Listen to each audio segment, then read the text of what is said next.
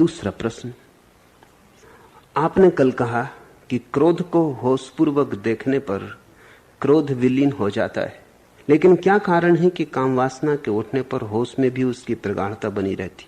ऐसा क्यों है? होश संदिग्ध है, होश ही ना होगा, अन्यथा होश के होने पर काम हो कि क्रोध, लोभ हो कि मोह, सभी विसर्जित हो जाते। तो फिर तुमने होश को ठीक से संभाला ना होगा, तो कहीं चूक हो गई होगी। बजाय ये सोचने के, ये पूछने के कि होश रहने पर भी काम वासना क्यों नहीं जाती, तुम पुनः अपने होश पर प्रश्न उठाना। ऐसा तो होता ही नहीं। होश का अर्थ तो केवल इतना ही है कि होश के क्षण में तुम्हें कोई भी चीज घेर नहीं सकती। बस नाम से कोई फर्क नहीं पड़ता, काम है, क्रोध है, मोह है, लोभ है, ये सवाल नहीं है। होश के क्षण में तुम सिर्फ साक्षी रह जाते हो, तो तुम किसी भी चीज से ग्रसित नहीं हो सकते। हां, होश का क्षण खो जाए तो तुम फिर पुनः ग्रसित हो जाओगे, या होश का क्षण आए ही ना, तुम अपने को धोखा दे लो और समझा लो कि होश का क्षण है। लेकिन ये होश की परिभाषा है, कसौटी है, कि उस क्षण में तुम शुद्ध निर्विकार हो जाते हो। होश के क्षण में तुम भगवान हो जाते हो। उस क्षण में तुम्हें कोई भी चीज पकड़ नहीं सकती। अगर पकड़ लेती हो तो होश का क्षण नहीं है, तुमने किसी तरह अपने साथ आत्मवंचना कर ली। उन्हें सादते मंजिल रसी नसीब हो गया, वो पांव राहे तलब में जो डगमगा न सके। यदि तुम्हारे पैर न डगमगाएं तो इसी जीवन में आखिरी मंजिल उपलब्ध हो जाती। किन पैरों की बात है? होश के पैरों की बात है। अगर होश न डगमगाए तो जिसको कृष्ण ने गीता में स्थिति प्रज्ञ कहा है, कि जिसकी चेतना स्थिर हो जाती, जिसकी चेतना में कोई कंपन नहीं होता, अकंप हो जाती, उस अकंप दशा में कोई चीज प्रभावित नहीं करती, क्योंकि प्रभावित हुए कि कंपन शुरू हुआ। प्रभाव यानी कंपन, डगमगाहट। तो मैं ये कहूंगा कि फिर से होश को साधना, और जल्दी ना करो। काम वासना बड़ी गहरी वासना है। तुम्हारी भूल मैं समझता हूं कहां हो जाती। तुमने अभी उड़ना भी नहीं सीखा आंगन में, और तुम बड़े आकाश की यात्रा पर निकल जाते हो। गिरोगे, मुश्किल में पड़ोगे। अभी तुम जरा नदी के किनारे थोड़ा तैरना सीखो, फिर गहरे सागरों में उतरना। होश के साथ यही कठिनाई है कि तुम सोचते हो चलो होश का प्रयोग कर लें काम वासना पर। काम वासना सबसे गहरी वासना है। इतनी जल्दी मत करो। पहले ऐसी चीजों पर होश को साधो जिनमें किनारे पर थोड़ा प्रशिक्षण हो जाए। जैसे राह पे चल रहे हो, होश पूर्वक चलो, सिर्फ चलने के प्रति होश रहे, भूल ना जाओ। याद बनी रहे कि चल रहा हूं, ये बायां पैर उठा, ये दायां पैर उठा। अब ये एक छोटी सी क्रिया है जिसका कोई बंधन नहीं तुम्हारे ऊपर। तुम चकित होगे कि इसमें भी होश नहीं सधता, भूल जाओगे। बैठे हो शांत, श्वास पर होश साधो। बुद्ध ने श्वास पर होश साधने को सबसे महत्वपूर्ण प्रक्रिया माना, क्योंकि श्वास 24 घंटे चल रही है। तुम ना भी कुछ करो तो भी चल रही है। तो इस सहज क्रिया पर होश को साधना आसान होगा, और जब चाहो तब साध सकते हो। जरा आंख बंद को, श्वास को देखो और होश को साधो। श्वास भीतर जाए, होश पूर्वक भीतर ले जाओ, जानते हुए, जागते हुए कि श्वास भीतर जा रही, भीतर पहुंच गई। वापस लौटने लगी, बाहर गई, बाहर निकल गई, फिर भीतर आने लगी। माला बना लो श्वास की, भीतर बाहर, भीतर बाहर, एक एक गुरिया श्वास का सरकाते रहो। तुम चकित होगे कि ये भी भूल जाता है। क्षण भर को होश आएगा, फिर मन चला गया, दुकान पर कुछ खरीदने लगा, बेचने लगा, किसी से झगड़ा हो गया। फिर चौंकोगे, पाओगे अरे घड़ी बीत गई, कहां चले गए थे, श्वास तो भूल ही गई। फिर पकड़ कर ले आओ। इसको मैं किनारे का अभ्यास कहता हूं। श्वास में कुछ झंझट नहीं। अब तुम या तो क्रोध पे साथ होगे, क्रोध रोज तो होता नहीं, प्रतिपल होता नहीं, कभी कभी होता है। जब होता है तब इतनी प्रगाढ़ता से होता है कि तुम गहरे में उतर रहे हो। जब होता है तब इतनी बातें दांव पे लग जाती कि शायद तुम सोचोगे फिर देख लेंगे होश इत्यादि। ये अभी तो निपट लें। काम वासना तो बहुत गहरी है, क्योंकि प्रकृति ने उसे बहुत गहरा बनाया, क्योंकि जीवन उस पर निर्भर है। अगर काम वासना इतनी आसान हो कि तुमने चाहा और छूट गए, तो तुम शायद पैदा ही ना होते, क्योंकि तुमसे पहले बहुत लोग छूट चुके होते। तुम्हारे होने की संभावना ना के बराबर।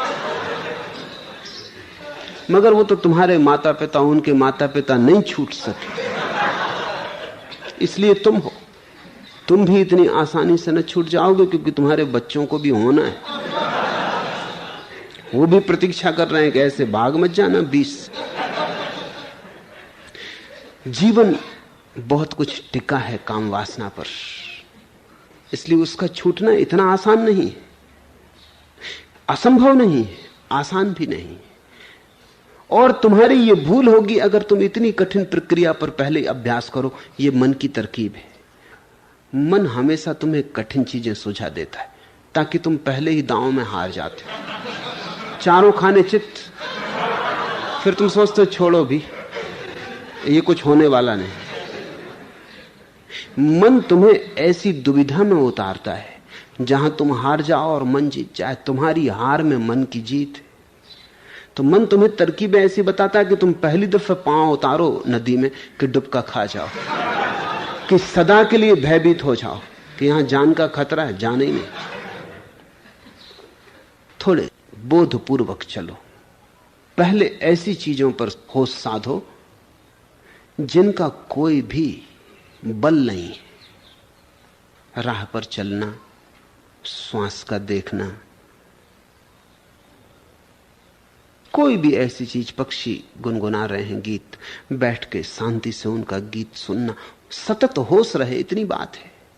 अखंडित होश रहे, धारा टूटे ना। जैसे कि कोई तेल को एक पात्र से दूसरे पात्र में डालता है तो अखंड धारा रहती तेल की, टूटती नहीं। बस ऐसी तुम्हारी होश की धारा रहे। पक्षी गुनगुनाते रहें गीत, तुम सुनते ही रहो, सुनते ही रहो, सुनते ही रहो। एक क्षण को भी तुम कहीं और ना जाओ। तो धीरे धीरे किनारे का अभ्यास करो। जैसे जैसे अभ्यास घना होगा, वैसे वैसे तुम्हारे भीतर उत्फुल्लता बढ़ेगी। जैसे जैसे अभ्यास घना होगा, तुम्हारे भीतर अपने प्रति आश्वासन, विश्वास बढ़ेगा। फिर तुम धीरे धीरे प्रयोग करना, वो भी जल्दी नहीं करना। क्रोध पर भी प्रयोग करने हो तो क्रोध भी 1000 तरह के। एक क्रोध है जो तुम्हें अपने बच्चे पे आ जाता है, उस पर अभ्यास करना आसान होगा, क्योंकि बच्चे के क्रोध में प्रेम भी सम्मिलित है। फिर एक क्रोध है जो तुम्हें दुश्मन पे आता है, उसमें प्रेम बिल्कुल सम्मिलित नहीं, उस पर अभ्यास करना कठिन होगा। तो क्रोध में भी गौर करना कि कहां अभ्यास शुरू करो। जो अति निकट है, जिन पर तुम क्रोध करना भी नहीं चाहते और हो जाता है, उन पर अभ्यास करो। फिर कुछ हैं जो बहुत दूर हैं, दूर ही नहीं विपरीत है, जिन पर तुम चाहोगे कि क्रोध ना हो तो भी भीतर की चाह है कि हो जाए। जिन पर तुम खोजते हो अकारण भी कि कोई निमित्त मिल जाए और क्रोध हो जाए, उन पर जरा देर से अभ्यास करना। पहले अपनों पर, फिर पड़ोसियों पर, फिर शत्रुओं पर। इतने जल्दी तुम अगर शत्रु पर अभ्यास करने चले जाओगे तो ये ऐसे ही हुआ कि तलवार हाथ में लियो सीधे युद्ध के मैदान में पहुंच गए, कोई प्रशिक्षण न लिया। पहले प्रशिक्षण लो। प्रशिक्षण का मतलब होता है पहले मित्र के साथ ही तलवार चलाओ। शत्रु के साथ चलाना खतरनाक हो जाएगा। अभी मित्र के साथ खेल खेल में तलवार चलाओ।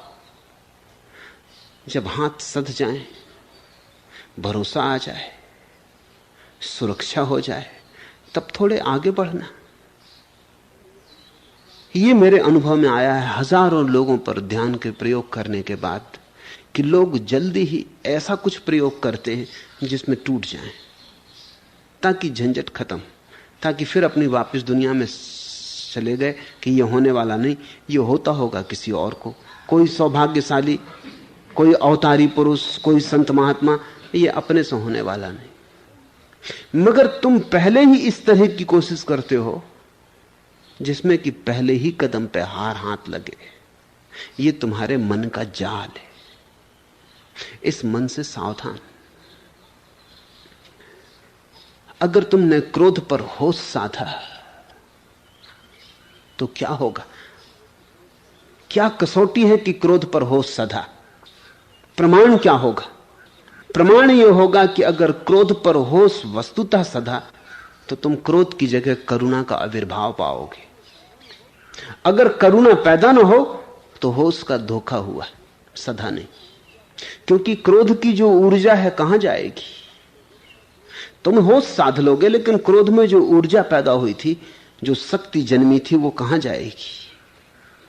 तुम्हारे होश के सधते ही वो शक्ति रूपांतरित होती।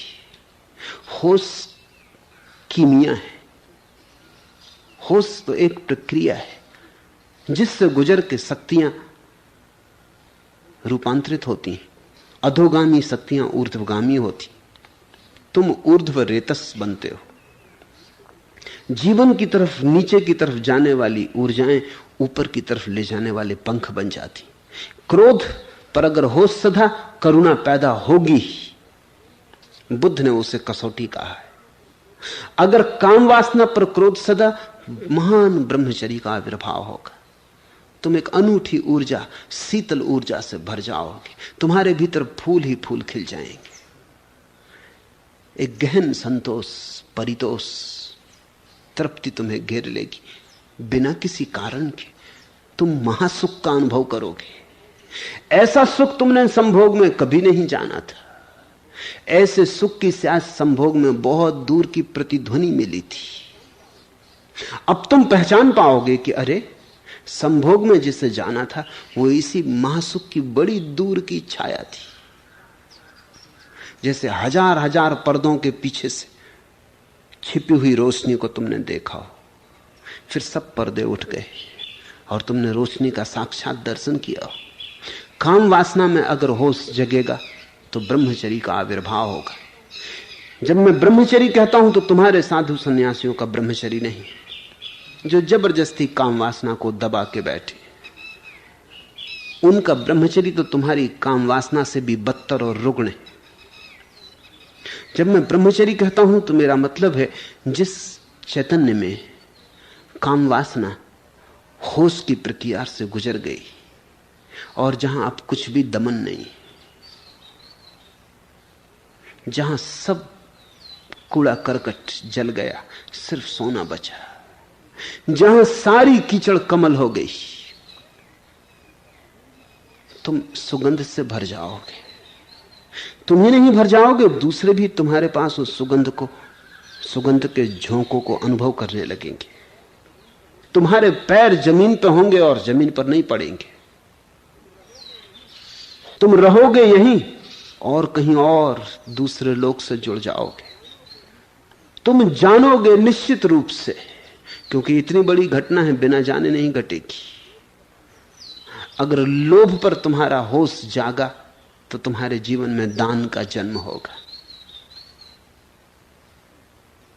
तुम बांटने लगोगे और बांट के तुम ऐसा ना अनुभव करोगे कि जिसको तुमने दिया उस पर तुमने कोई उपकार किया। तुम उल्टे यही अनुभव करोगे कि जिसने स्वीकार किया उसने उपकार किया।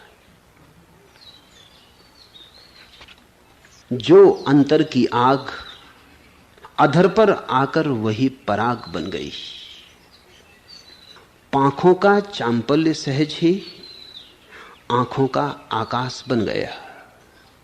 फूटा कली का भाग्य सुमन का सहसा पूर्ण विकास बन गया। अवचेतन में छिपी घृणा ही चेतन का अनुराग बन गई। वो जो अंधेरे में पड़ा है तुम्हारे भीतर, रोशनी जलते ही रूपांतरित होता है। अवचेतन में छिपी घृणा ही चेतन का अनुराग बन गई। घृणा प्रेम बन जाती, क्रोध करुणा बन जाता है। द्वंद्वलीन मानस का मधुछल प्राणों का विश्वास बन गया। वृद्ध तिमिर का सित कुंतल दल द्रग का दिव्य प्रकाश बन गया। स्वा की चरमा शक्ति स्वयं से छलकर परम विराग बन गई। जो अभेद है अनायास वह भासित होकर भेद बन गया। सप्तम स्वर तक पहुंच भैरवी कोमल राग बिहाग बन गई। जो अंतर की आग अधर पर आकर वही पराग बन गई। अग्नि पराग बन जाती, कांटे फूल बन जाते। होश की प्रक्रिया कीमिया है। मनुष्य अपने भीतर सब लेकर आया है, सब। होश से गुजर जाए तो जिसे तुम संसार कहते हो वही सत्य बन जाता है। होश से गुजर जाए तो जिसे तुमने पत्थर जाना है वही परमात्मा बन जाता है। इसलिए होश बहुमूल्य शब्द है। इसे संभालना संपदा की भांति। इससे बड़ी और कोई संपदा नहीं। होश, स्मृति, सुरति, सम्यक बोध, नाम बहुत है, बात एक ही है।